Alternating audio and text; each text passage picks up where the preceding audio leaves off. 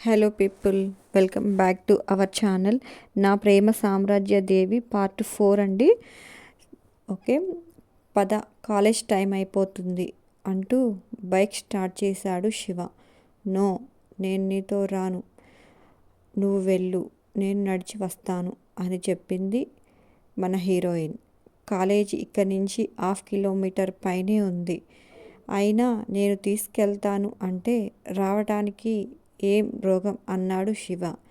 ఏంటి వచ్చేది, నీ బైక్ మీద వస్తే కాలేజీలో వాళ్ళు నన్ను బతకనిస్తారా అన్నది శక్తి.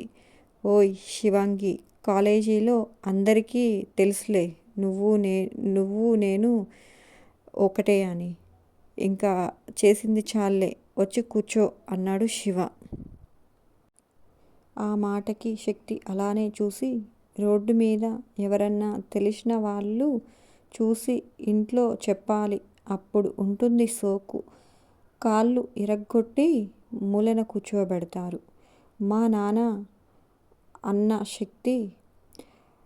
ఆ మాట వినగానే శివ బైక్ స్టాండ్ వేసి మరీ, నిన్న నా పక్కన చూసి మా డాడీ నా కాళ్ళు విరగ్గొట్టలేదే ఏంటే అన్నాడు. ఏమో బాబు, మాది కొంచెం డీసెంట్ ఫ్యామిలీలే అన్నది శక్తి.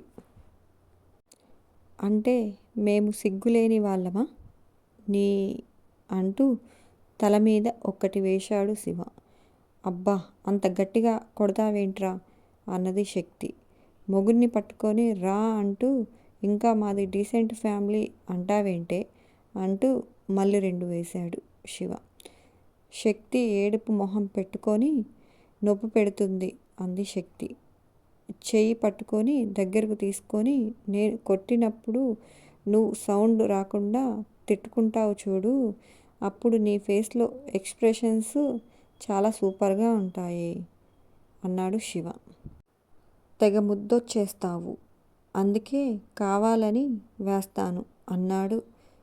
ఇక్కడ నేను నొప్పి పెట్టి చస్తుంటే నీకు ముద్దొస్తున్నా, అయినా చూడ్డానికి స్మార్ట్గా ఉంటావు. ఆ చెయ్యేంట్రా బాబు, తగిలితే చుక్కలు కనిపిస్తున్నాయి అంది శక్తి. శివ నవ్వుతూ, అయితే ఇంక కొట్టనులేరా, వెళ్దాంరా అన్నాడు శివ. శక్తి రానని తల ఊపింది. రమ్మంటుంటే అని శివ ఒక్కసారిగా బైక్ వెనక్ సీట్ వరకు లాగి స్టార్ట్ చేసి ఎక్కు అన్నాడు. చేసేది లేక బైక్ ఎక్కి శివకి దూరంగా కూర్చుంది. అది గమనించిన శివ నవ్వుతూ, నా దగ్గరే యాటిట్యూడ్ చూపిస్తావే అంటూ బైక్ స్పీడ్ పెంచి సడన్ బ్రేక్ వేశాడు శివ. ఆ బ్రేక్ దెబ్బకి బ్యాలెన్స్ తప్పి శివ మీద పడింది. నోరు మూసుకొని పట్టుకొని కూర్చో, లేకపోతే ఇలాగే పడతాయి బ్రేక్స్ అన్నాడు శివ. కాలేజీ నుంచి ఇంటికి వెళ్ళాడు శివ. శివ కోసం ఎదురు చూస్తున్నట్టుగా హాల్లో సోఫాలో కూర్చొని ఉంది సునంద. ఇంట్లోకి వెళ్తూనే, మమ్మీ ఆకలిగా ఉంది, నా కోసం ఏం స్పెషల్ చేశావు ఈరోజు అన్నాడు శివ. త్వరగా తీసుకొచ్చేయి, అన్నీ తిని పెడతా, నువ్వు తీసుకొచ్చే లోపు ఫ్రెష్ అయి వస్తాను అంటూ తన రూమ్ వైపుకి వెళ్తున్నాడు శివ. ఆగు, ఇలా రా అంది సునంద. శివ వెనక్కి వచ్చి, ఏంటి మమ్మీ అంత డల్గా ఉన్నావు, ఒంట్లో బాగోట్లేదా అంటూ నుదురు మీద చెయ్యి వేసి ఇలా అనసాగాడు. ఒంట్లో బాగానే ఉంది, మనసే బాగోట్లేదు అంది సునంద కోపంగా. ఏమైంది మమ్మీ అన్నాడు శివ. ఏమైందో నీకు తెలీదా అంది సునంద. మమ్మీ, నా పేరు శివ, అంతేకాని నేను శివుణ్ణి కాదే, నువ్వు చెప్పకపోతే నాకెలా తెలుస్తుంది, చెప్పు అన్నాడు. ఆ అమ్మాయి ఎవరు అంది సునంద. ఏ అమ్మాయి మమ్మీ అన్నాడు శివ. దానికి సునంద కోపంగా చూస్తూ, పొద్దున నీతో గుడిలో ఉన్న అమ్మాయి అంది. ఓ తను శక్తి మమ్మీ, కాలేజీలో నా జూనియర్ అన్నాడు శివ. తను జూనియర్ అయితే నాకేంటి, సీనియర్ అయితే నాకేంటి, తను అంది కోపంగా.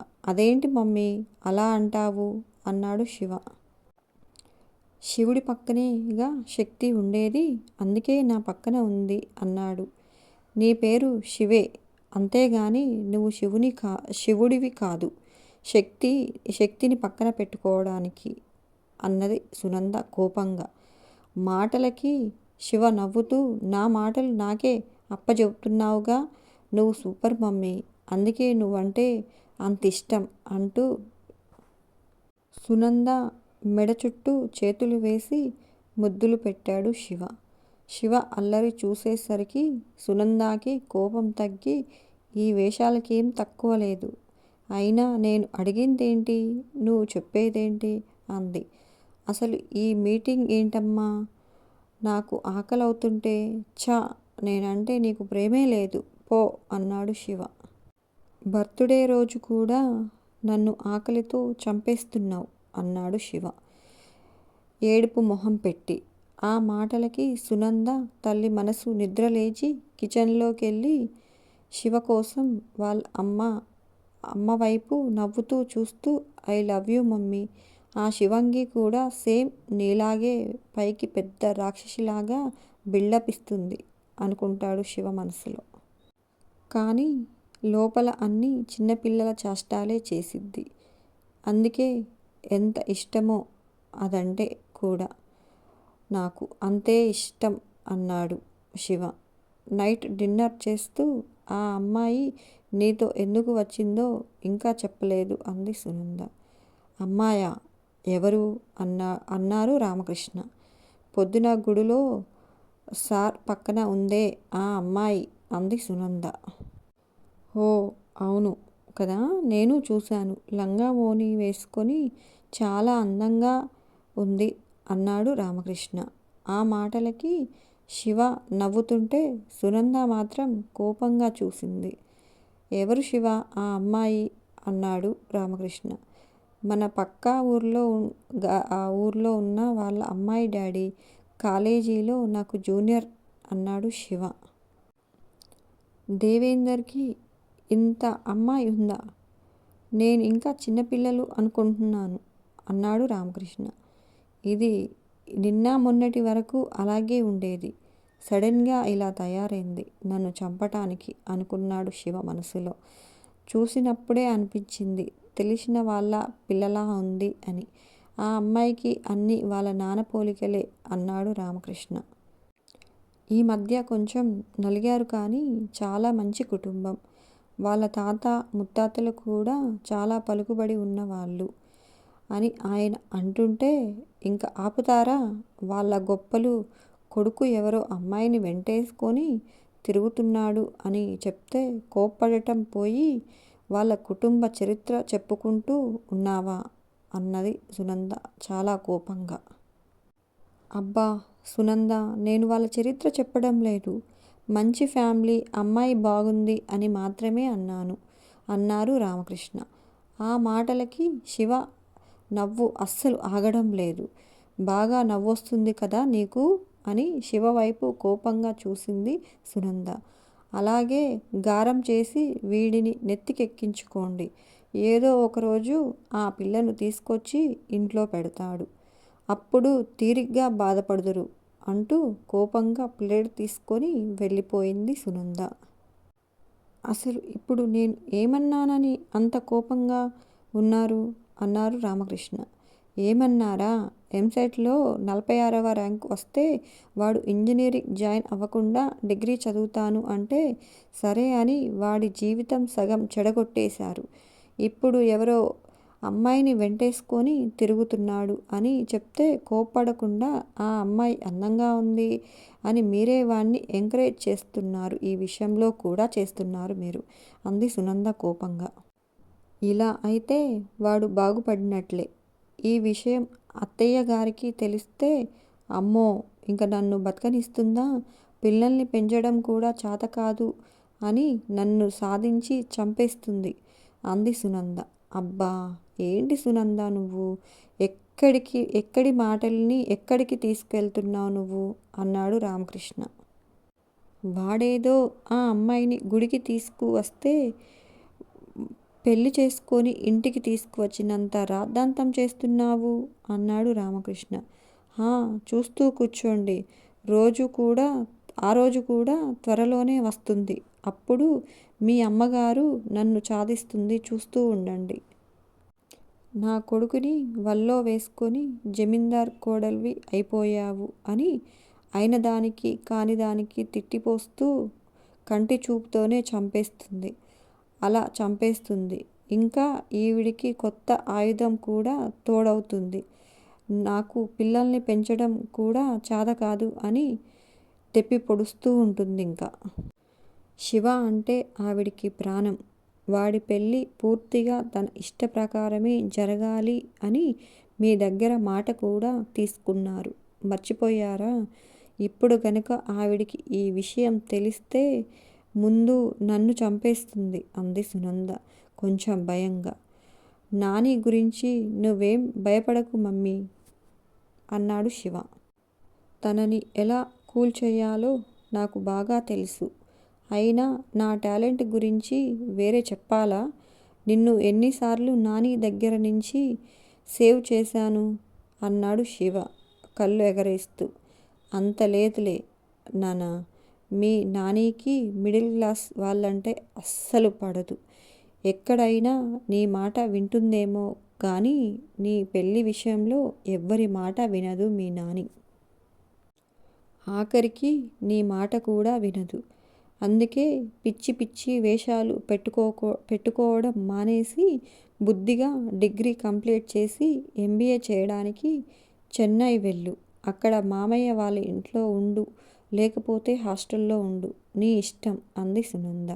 మమ్మీ, ఇంత ప్లాన్ చేశావా నన్ను శివాంగిని విడగొట్టడానికి? చెన్నై కాదు కదా, గుంటూరు కూడా దాటేది లేదు. ఎంత కష్టమైనా డైలీ సర్వీస్ చేస్తా. అప్పుడు శివాంగి ఏదొక టైంలో కనిపిస్తుంది. దాన్ని చూడకుండా నేనుండలేను మమ్మీ అనుకున్నాడు శివ మనసులో. కొడుక్కి తన నిర్ణయం చెప్పాక కొంచెం ప్రశాంతంగా ఉన్న మనసులో ఏదో ఒక మూలలో గుబులుగానే ఉంది సునందాకి. దీనికి కారణం వాళ్ళ అత్తగారు. ఇంట్లో ఆవిడదే రాజ్యం. మామయ్య గారు చిన్న వయసులోనే చనిపోయారు. రాబంధువుల లాంటి బంధువుల నుంచి ఆస్తిపాస్తులు కాపాడుకుంటూ పిల్లల్ని పెంచి పెద్ద చేయడానికి ఆవిడ చాలా కఠినంగా మారిపోయారు. ఆవిడికి 3 పిల్లలు, 2 అబ్బాయిలు, 1 అమ్మాయి. ఇంట్లో అన్ని నిర్ణయాలు తనే తీసుకుంటుంది. అందరూ ఆవిడ ఏం చెప్తే అది చెయ్యాలి. సునంద, రామకృష్ణ కూడా ఇలాగే సేమ్ కాలేజీలో ఒకరిని ఒకరు ఇష్టపడి ఆవిడికి ఇష్టం లేకపోయేసరికి గుళ్ళో పెళ్లి చేసుకున్నారు. ఆ విషయం తెలిసిన ఆవిడ అగ్గిలం మీద గుగ్గిలం అయ్యి తనని ఇష్టం వచ్చినట్లు తిట్టి కొడుకుని వదిలేసి ఉండలేక ఇంటికి తీసుకువెళ్ళింది. ఇంట్లో అడుగుపెట్టిన క్షణం నుంచి తనకి నరకం చూపించింది. శివ కడుపున పడిన తరువాతే తనని కొంచెం మనిషిలా చూడటం మొదలుపెట్టింది. శివ అంటే ఆవిడికి పంచప్రాణాలు. శివకి కూడా వాళ్ళ నాని అంటే అంతే ప్రేమ. ఎవరేమన్నా తనని తక్కువ చేసి చూసి మాట్లాడితే వాడు చావ కొడతాడు. కూతురికి బాగోలేదని ఫోన్ వస్తే చూడ్డానికి ఆస్ట్రేలియా వెళ్ళింది. ఆవిడికి మనవరాలికిచ్చి శివకిచ్చి పెళ్లి చేసుకోవాలని ఉంది. ఈ విషయం తను అక్కడ ఇక్కడ చెప్పడం చాలాసార్లు విన్నాను. ఆ అమ్మాయి చుట్టూ తిరుగుతున్నాడని తెలిస్తే ముందు నన్ను చంపేస్తుంది.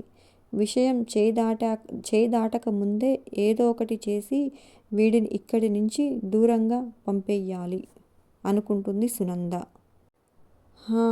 వాడిని చూడకుండా తను ఉండలేదు. కానీ తప్పదు అనుకుంది సునంద మనసులో. భోజనాలు చేసి పడుకోవడానికి వెళ్తున్న టైంలో శక్తి వాళ్ళ ల్యాండ్లైన్ రింగ్ అయింది. ఫోన్ లిఫ్ట్ చేసి హలో అంది శక్తి. ఏం చేస్తున్నావే శివాంగి అన్న శివ గొంతు వినగానే ఉలిక్కిపడి చుట్టూ చూసి ఎవరూ లేరని కొంచెం ఊపిరి పీల్చుకొని, ఓయ్, నీకేమైనా పిచ్చా? ఇంటికి కాల్ చేశావు అంది మన శివాంగి. అయినా మా ఇంటి నెంబర్ నీకెలా తెలుసు అంది శక్తి చిన్నగా. నీకు కాబోయే మొగుడు పుట్టినరోజు కూడా తెలియదని నన్ను కూడా అలాగే అనుకుంటున్నావు కదే బాబు. నీ మొగుడు చాలా షార్ప్, టూ ఇంటెలిజెంట్. నేను తలుచుకుంటే నీ నెంబర్ తెలుసుకొని ఫోన్ చేయడం పెద్ద విషయమేం కాదే అన్నాడు శివ. ఏం చేస్తున్నావు అంటే సోది క్వశ్చన్స్ వేస్తావేంటే అన్నాడు శివ. ఇంతలో శక్తి ఎవరి ఫోన్ అని హేమ కిచెన్లో నుంచి అరిసింది. నా ఫ్రెండ్ మమ్మీ స్వప్న అంది. నోట్ బుక్స్ కోసం ఫోన్ చేసింది అన్నది శక్తి. ఓయ్ శివాంగి, ఎవరే? మా అత్త. అన్ని అబద్ధాలు చెప్తున్నావేంటే? మీ అల్లుడు అని చెప్పొచ్చుగా అన్నాడు శివ. దేవుడా, ఇప్పుడు ఎందుకు ఫోన్ చేశావు అన్నది శక్తి. ఏం లేదే, పడుకుందామని రూమ్లోకి వచ్చి విండోలో నుంచి చందమామని చూస్తుండగానే ఎంత బాగుందో అనిపించింది. ఈ టైంలో నువ్వు నా పక్కన ఉంటే బాగుండు అనిపించింది. అందుకే కాల్ చేశాను అన్నాడు శివ. ఆ మాటలకి శక్తి లోపల నవ్వుకుంటూ సరే ఇంక పెట్టేయ్, బాయ్ అని ఫోన్ పెట్టేయబోయింది. ఓయ్, ఫోన్ పెట్టావంటే ఇంటికి వచ్చేస్తా, నీ ఇష్టం అన్నాడు శివ. నీకు పిచ్చి పట్టింది అంది శక్తి కోపంగా. ఆ పిచ్చి పేరేంటో తెలుసా శక్తి అన్నాడు శివ. ఆ మాటలకి శక్తి నవ్వుకుంటూ మా అమ్మ వస్తే చంపేస్తుంది అన్నది శక్తి. అయినా ఇంకా ల్యాండ్లైన్ ఏంటే, ఒక ఫోన్ తీసుకోవచ్చుగా అన్నాడు శివ. మా నాన్నగారికి ఉంది, ఇంట్లో ల్యాండ్లైన్ ఉంది, ఇంకా నాకెందుకు ఫోన్, నాకెవరు చేస్తారు అంది శక్తి. ఇప్పటి వరకు ఎవరూ చేయలేదు, కానీ ఇక నేను రోజు చేస్తానుగా అన్నాడు శివ. అప్పుడే కదా నన్ను కాలేజీ మాన్పించి ఇంట్లో కూర్చోబెట్టేది అంది శక్తి. అప్పుడు నేను ఇంటికి వచ్చి తీసుకుపోతానుగా అన్నాడు శివ. శక్తి నవ్వుతూ అన్ని అడ్వెంచర్స్ అవసరమా, సైలెంట్గా ఉంటే సరిపోతుంది కదా అంది శక్తి. అడ్వెంచర్స్ ఉంటేనే బాగుంటుందే. రేపు మన పిల్లలకి నేను నిన్నెంత రిస్క్ చేసి చేసుకున్నానో చెప్పాలంటే ఆ మాత్రం ఉండాలి కదా అన్నాడు శివ. బాబోయ్, ఇంకొంచెం సేపు నీతో మాట్లాడితే నీ పిచ్చి నాకెక్కిచ్చేలా ఉన్నావు. ఇక ఉంటాను, బాయ్ అంది శక్తి. ఆగవే, ఒక ముద్దిచ్చి పో, ఎట్లాగో బర్త్డే గిఫ్ట్ ఇవ్వలేదుగా అన్నాడు శివ. ఈ ముద్దుతో ఎలాగోలాగా అడ్జస్ట్ అయిపోతా అన్నాడు శివ. ఇంకోసారి ముద్దు అంటే ఒక్కటిస్తా అని మాట్లాడకుండా సైలెంట్గా ఉంది. తర్వాత శివ నుంచి కూడా ఏం మాటలు లేకపోవడంతో కాల్ కట్ చేశాడు అనుకొని ఫోన్ దగ్గరకు తీసుకొని నవ్వుతూ ముద్దు పెట్టింది. అటు సైడ్ నుంచి శివ పెద్దగా నవ్వుతూ థ్యాంక్స్ శివాంగి అంటూ గట్టిగా ముద్దు పెట్టాడు. శక్తి ఉలిక్కిపడిపోయి నువ్వు ఇంకా లైన్లోనే ఉన్నావా ఆశ్చర్యంగా అడిగింది. తీసుకోకుండా ఈ శివ నిద్రపోడుగా, ఇప్పుడు పడుకో పో, పొద్దున కాలేజీకి రాగానే కల్లో ఏం జరిగిందో నిజాయితీగా చెప్పు అని కాల్ కట్ చేశాడు. శివ ఆ మాటలకి శక్తి అయోమయంగా ఏం కల వచ్చిందో చెప్పమంటాడేంటి, నాకు ఏం కల వస్తే వీడికేంటి సంబంధం, ఏంటో వీడి తిక్క అనుకుంటూ వెళ్ళి పడుకుంది శక్తి. ఎప్పుడు నిద్ర పట్టిందో తెలియదు. ఒక్కసారిగా ఉలిక్కిపడి లేచి చుట్టూ చూసింది.